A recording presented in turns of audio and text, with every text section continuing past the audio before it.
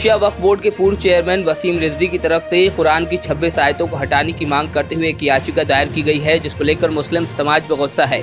अंजुमन खुद्दाम गौसुल वरा की तरफ से शहर कोतवाली में वसीम रिजवी के खिलाफ एक तहरीर दी गई, जिसमें कहा गया कि वसीम रिजवी न सिर्फ मुसलमानों बल्कि हिंदुस्तान के अमन का भी मुजरिम है, लिहाजा पूरे मामले को गंभीरता से लेते हुए मुकदमा दर्ज कर वसीम रिजवी को गिरफ्तार किया जाए। तहरीर में वसीम रिजवी पर NSA लगाने की मांग की गई। वहीं अब थाना कोतवाली में वसीम रिजवी के खिलाफ धार्मिक भावनाएं आहत करने के आरोप में मुकदमा दर्ज किया गया है। वसीम रिजवी ने जो इस्लाम पे हमला किया है, कौम मुस्लिम पे जो हमला किया है, 26 आयतें कलाम पाक से हटाने को लेकर, उसके ख़िलाफ़ मैंने आज कोतवाली में एक तहरीर दी है। और वसीम रिजवी सोचता है कि ये 26 आयतें हट जाएंगी तो मैं आपको बताऊं कि कलाम पाक एक आसमानी किताब है, इसका नुक्ता ज़बर ज़ेर तक कोई आगे पीछे नहीं कर सकता। तो ये तो 26 आयतें हटाने की बात कर रहा है, तो ये इसने एक हिंदुस्तान की फ़िज़ा ख़राब करने के लिए, मुस्लिम भाईचारे को, गंगा जमनी तहज़ीब को ख़त्म करने के लिए ये चीज़ फैलाया है, प्रोपेगेंडा लेके चला है, ये जो बिल्कुल सरासर गलत है। इसके ख़िलाफ़ हमने एक आज तहरीर दी है, जिस पे हमें कोतवाल साहब से आश्वासन मिला है और उन्हें कहा है कि हम 2 घंटे के अंदर FIR की कॉपी आपको दे देंगे। मेरा कहना यह है कि वसीम रिजवी जो इस गलत सलत बयान दे रहा है, कलाम पाक के ख़िलाफ़ इसने बयान दिया है, इसको तुरंत उठा के जेल में डालना चाहिए और जेल में भी तन्हाई में डालना चाहिए, ताकि ये वहाँ के कैदियों को ना बहका सके, ना लड़ाई लड़वा सके।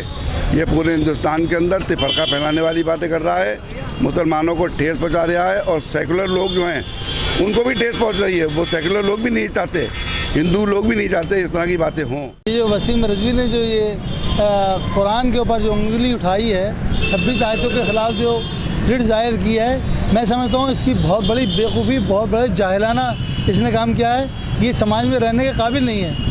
मैं समझता हूँ ये नासूर है, हिंदुस्तान के लिए, पूरी दुनिया के लिए नासूर है।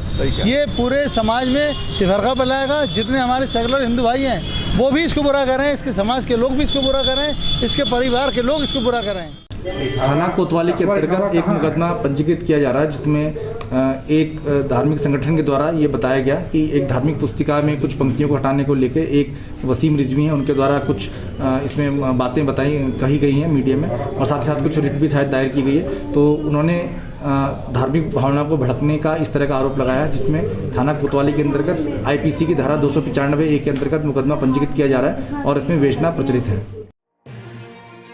बरेली में वसीम रिजवी के खिलाफ IMC ने भी जोरदार प्रदर्शन किया। IMC के लोग नवल्टी चौराहे से नारेबाजी करते हुए कलेक्ट्रेट पहुंचे और सिटी मजिस्ट्रेट को ज्ञापन सौंपा।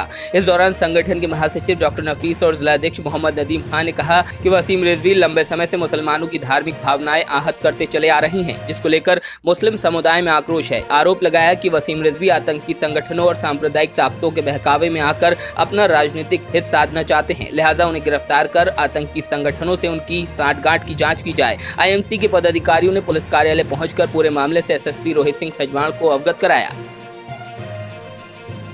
इत्तेहाद मिल्लत कौंसिल हजरत मौलाना तौकीर रज़ा साहब के निर्देश पर, जो जिसे कहना चाहिए खबीस हम लोगों को यजीद की औलाद, वसीम रिजवी यजीद की औलाद के लिए हम लोग यहाँ पर आए हैं और हम लोगों ने प्रधानमंत्री को प्रेषित एक ज्ञापन जिलाधिकारी महोदय को दिया है और हमने ये पुरजोर तरीके से मांग की है कि इस तरीके का गिरद और सस्ती लोकप्रियता हासिल करने के लिए जो उसने ये बयान दिया है, जो बिल्कुल मुस्लिम समुदाय पूरी तरीके से उसके बयान को खारिज करता है और ये मांग करता है कि जब तक वसीम रिजवी के ऊपर सख्त से सख्त कार्रवाई उत्तर प्रदेश सरकार नहीं करेगी, जब तक हम लोग चुप बैठने वाले नहीं हैं। दूसरी चीज़ ये है कि अभी हमने सिटी मजिस्ट्रेट महोदय को जो ज्ञापन दिया और हमने ये मांग करी है कि हम एक FIR के लिए यहाँ पर आए हैं और SSP से अभी डॉक्टर नफीस साहब के नेतृत्व में जाकर SSP साहब से मिलेंगे और इसकी मांग करेंगे कि बरेली से इस मूजी यजीद के खिलाफ बुरी तरीके से मुकदमे दर्ज होकर इस पर, और जब तक इसे जेल में रखा जाए, जब तक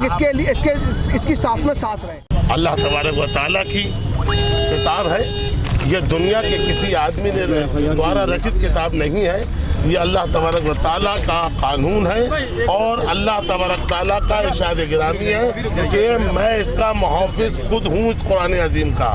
तो वसीम रिजवी की तो कोई औकात नहीं है, एक मच्छर के पर के बराबर भी इसकी औकात नहीं है ये क्या उसमें ज़ेरो ज़बर को तब्दील कर सकेगा, जिसका मुहाफिज खुद अल्लाह तबारक व तआला है, उसको कौन बता सकता है। मगर इसने जो कृत्य किया है, जिससे मुसलमानों की नहीं बल्कि हिंदुस्तान के तमाम नागरिकों को, जो सेकुलर है, जो हिंदू मुस्लिम एकता के पक्षधर हैं, उनके भावनाओं को ठेस पहुंची है। इसके कृत्य के लिए आज इत्तेहाद मिल्लत काउंसिल के पदाधिकारी व कार्यकर्ता कलेक्ट्रेट आए हैं। आज भी हमने माननीय प्रधानमंत्री को संबोधित ज्ञापन द्वारा जिला अधिकारी प्रेषित किया है। अभी हम जा रहे हैं माननीय एसएसपी साहब के साथ, आदरणीय एसएसपी साहब के पास, और उनसे हम अनुरोध करेंगे कि इस कृत्य के खिलाफ वसीम रिजवी के इसमें सुसंगत धाराओं में मुकदमा पंजीकृत किया जाए। वसीम रिजवी के खिलाफ ऑल इंडिया रज़ा एक्शन कमेटी ने उलेमा की एक मीटिंग बुलाई, जिसमें मुफ्ती, मदरसों के मुदर्रिस और मस्जिदों के इमामों समेत उलेमा शरीक हुए। मीटिंग की सरपरस्ती संगठन के राष्ट्रीय अध्यक्ष मौलाना अफरोज रजा कादरी ने की। नायब सदर मौलाना अदनान रजा कादरी ने कहा कि वसीम रिजवी के पीछे फिरका परस्त ताकतों की बहुत बड़ी लॉबी काम कर रही है, जिसे बेनकाब करने का वक्त आ गया है। इसके लिए पुरजोर आवाज उठानी होगी। वसीम रिजवी पर सख्त कार्रवाई नहीं की गई तो मजबूरन सड़कों पर उतरना पड़ेगा। 17 मार्च को संगठन की तरफ से जगह जगह ज्ञापन सौंपे जाएंगे।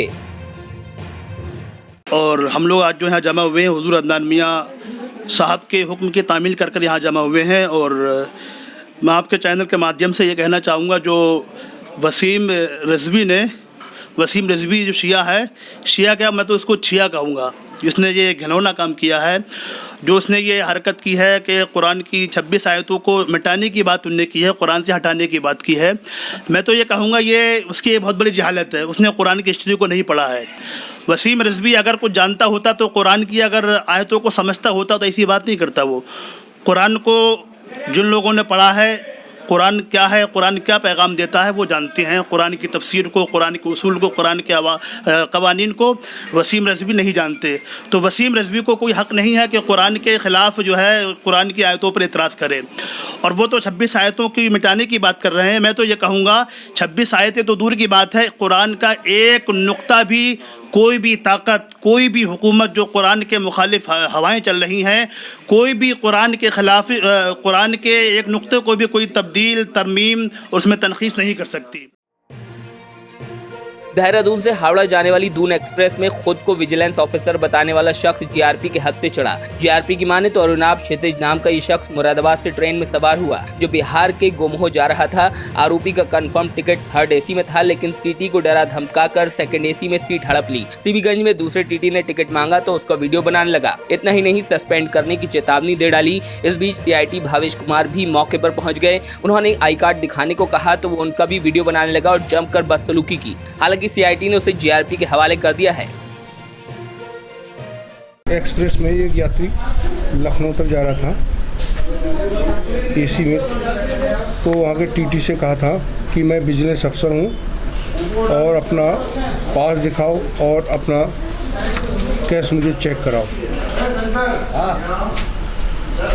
और जब टीटी ने कहा कि आप अफसर हैं तो अपना टिकट दिखाइए, अपना पर्चे दिखाइए, तो वो अपना कोई आइडेंटिटी नहीं दे पाया। और फिर टीटी लोग उनको लेकर थाने आए हैं और तहरीर दिया है, और तहरीर के आधार पर उसके विरुद्ध मुकदमा पंजीकृत किया गया है और विधिक कार्रवाई की जा रही है। देश के 2 बैंकों के निजीकरण प्रस्ताव के खिलाफ United forum of bank unions के तहत 9 यूनियन ने 15 मार्च और 16 मार्च को हड़ताल का ऐलान किया था, जिसके तहत करीब 10 लाख बैंक कर्मचारियों के इस हड़ताल में शामिल होने की बात कही गई। बरेली में भी जगह जगह बैंक कर्मी हड़ताल पर नजर आए। सिविल लाइन, अक्षर विहार के पास बैंक ऑफ बड़ौदा और पीलीभीत बाईपास रोड स्थित पंजाब नेशनल बैंक पर भी बैंक कर्मियों ने हड़ताल की। बरेली ट्रेड यूनियन फेडरेशन के महामंत्री संजीव महलोत्रा ने बताया कि इस हड़ताल को सेंट्रल ट्रेड यूनियन का समर्थन हासिल है। बैंक राष्ट्र की संपत्ति है, किसी की व्यक्तिगत संपत्ति नहीं। इस हड़ताल में अधिकारी और कर्मचारी एकजुट होकर कंधे से कंधा मिलाकर खड़े हैं।